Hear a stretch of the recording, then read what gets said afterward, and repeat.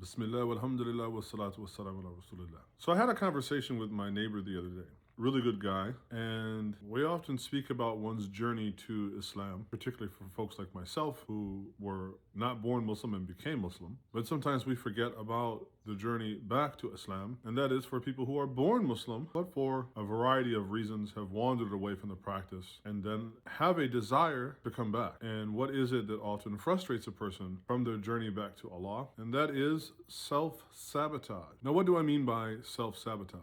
This is often done by setting up unrealistic goals. So one simple example is that a person may say, well, I would like to come back to Islam. I would like to come back to praying, but I don't have any feeling in the prayer. So the way that a person sabotages themselves is that they will set up as a prerequisite for the prayer to even be performed, that is to have some type of great emotional or spiritual epiphany. And this devalues and denigrates the mere performance of the prayer itself. We often forget that Allah commands us to pray as a unconditional command. We aspire to have feeling in our prayer as in other things, but that is not a condition by which it is to be performed. That is rather something perhaps aspirational that can be worked at to be achieved, and there's a bit of a mystery to that in that it cannot simply be something easily systematized. And so people will set up having an emotional or so-called spiritual epiphany as a condition for which the prayer is to be performed, and if they're unable to attain this, then essentially they consider their prayer to be invalid. This is a crucial mistake for a couple of reasons. One, we tend to overesteem our performance of the prayer versus how it is esteemed by Allah Ta'ala Himself that we do it. In other words, the value of the prayer is what it means to me, not what it means to my Creator. And another way in which we sabotage ourselves is, of course, lending an ear to the whispering of Shaitan, who will always belittle whatever that we do, even though Allah Ta'ala has told us in the Quran, لا أضيء عمل عمل من ذكر